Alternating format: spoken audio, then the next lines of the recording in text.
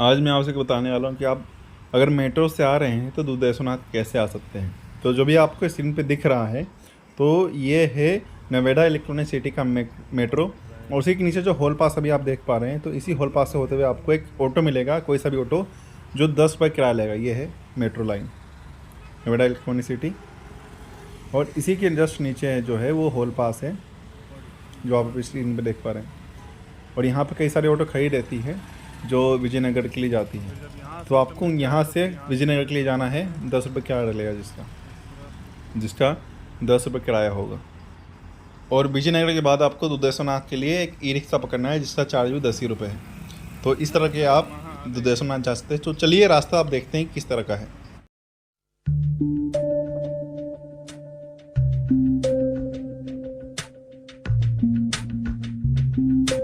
तो जैसा कि आप देख रहे हैं अभी हम दो रास्ता आया है, तो आप किसी भी रास्ते जाओ आप वहीं पहुंचोगे विजयनगर। लेकिन आप अगर आप किसी गाड़ी से हो तो आप ऊपर से जाओगे, और ऑटो से हो तो फिर नीचे की तरफ से। तो मैं तो साइकिल से हूँ तो फिर मैं नीचे से ही जाता।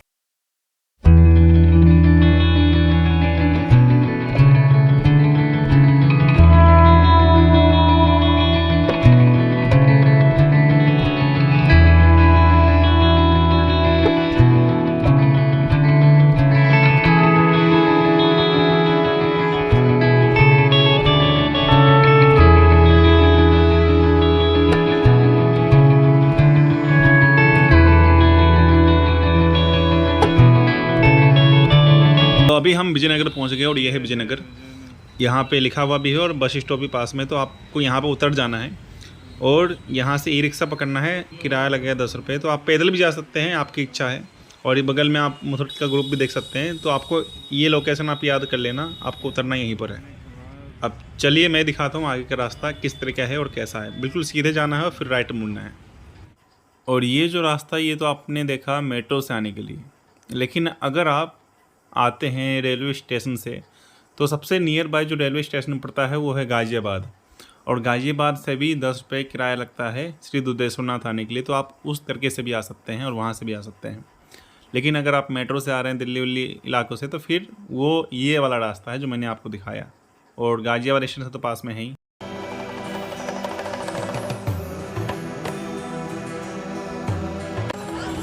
और हम पहुँच गए दुधेश्वरनाथ।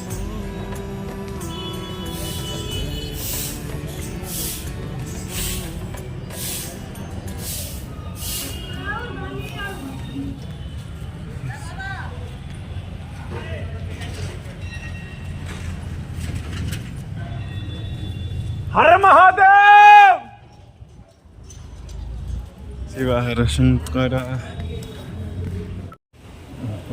और ये है जो दुधेश्वरनाथ शिवलिंग है उसकी दक्षिण दिशा, और इसी दक्षिण दिशा में ये सभी सिद्धपीठ विराजमान है। जो यहाँ पे अभी आप नाम देख रहे हैं ये वाली इलायची गिरिजी महाराज। तो यहाँ की कथा है कि अगर कोई इस पर इलायची चढ़ाता अपनी इच्छा रखकर तो उसकी इच्छा पूरी हो जाती है। और फिर इच्छा पूरी होने के बाद वहाँ पे सोने की इलायची चढ़ाते हैं। अब आगे चलते हैं। और यहाँ पे जितने भी आपको सिद्धपीठ दिख रहे हैं इन सब की अपनी अपनी एक अलग कहानी है। जब हम उसके दुधेश्वरनाथ मंदिर के उत्तर दिशा में आते हैं तब हमको ये मिलता है देखने के लिए। ये एक और मंदिर है उसी प्रांगण में, और यहाँ पे माँ जगदम्बा का अर्चा विग्रह है। इसी के पीछे जो है एक कुआं भी है जो मैं अभी आपको थोड़ी देर में दिखाने वाला हूँ। ये सारी जगह आपको वैसे ही मिलने वाली है। अंदर जब हम यहाँ पे जाते हैं तो यही वो मंदिर है जहाँ पर अभी आप दिखाऊंगा मैं वीडियो में। ये जो जगह है इसी के उस तरफ पीछे यहाँ पर एक कुआं भी है जहाँ पे कथा है कि त्रेता युग से एक साधु जो हैं वो तपस्या कर रहे हैं। यही है वो कुआं। और जब कोई एक व्यक्ति इस कुएं में चला गया था कभी सफाई करते हुए गलती से, काफ़ी पुरानी बात है ये, तो फिर वो साधु गुस्सा होकर उन्होंने श्राप दे दी कि जब भी कोई भी यहाँ पे आएगा तो उसका विनाश हो जाएगा।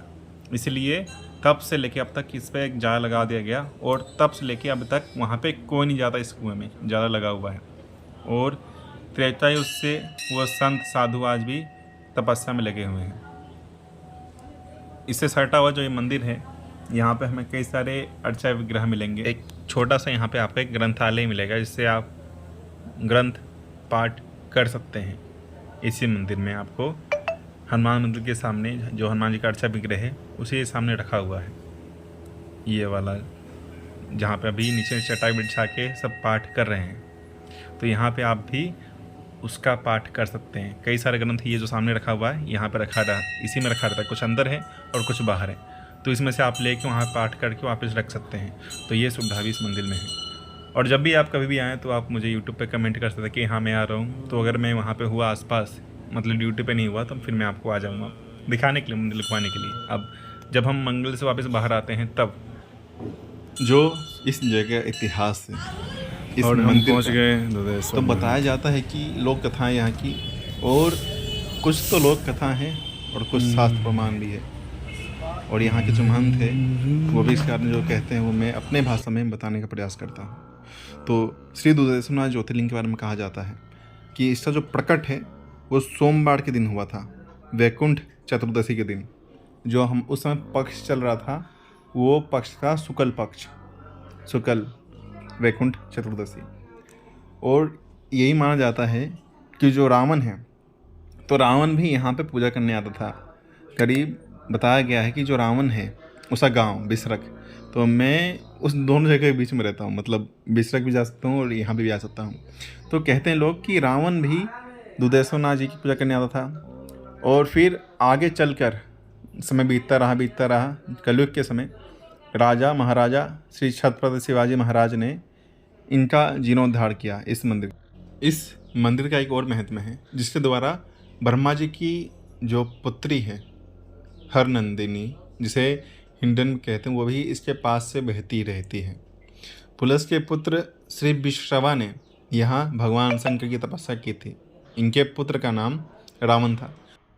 दुधेश्वरनाथ जी के बारे में कहते हैं कि रावण यहाँ पे घोर तपस्या की थी।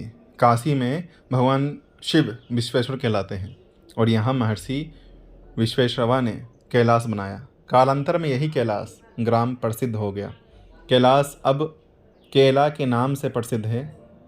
इसके उत्तर में कोने पर एक किले पर जो एक टीला होता है, उतरोग गांव की गाय चरने गई थी कि यहाँ पे गाय चरने के लिए आती थी। शाम के समय जब ग्वाले दूध दोहते तो दूध निकलते ही नहीं था गायों का। गांव वालों ने दोष लगाया कि ये गाय जो है दूध नहीं दे रही है, क्या दूध तुम भी जाते हो? तो जो ग्वाले थे उन्होंने कहा कि हम गांव की जो गाय हैं उनकी निगरानी करेंगे, देखते हैं क्या होता है। जब वो वहाँ जाते हैं टीले पे तो क्या हो जाता है, तो थानों से दूध स्वतः ही बहने लग गया। जब वो जाते थे उनका मतलब पहरेदारी करने के लिए दूध कहाँ जा रहा है, तो उन्होंने देखा कि जैसे वो टीले पे जाते हैं तो उनका दूध अपने आप गिर जा रहा है वहाँ पर।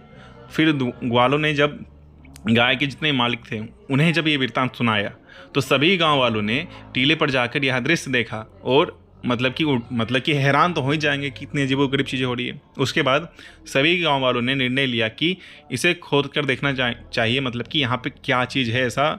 तो जब खुदाई करने पर ज़मीन के नीचे शिवजी एक अद्भुत पिंडी तथा जलहरी के दर्शन हुए।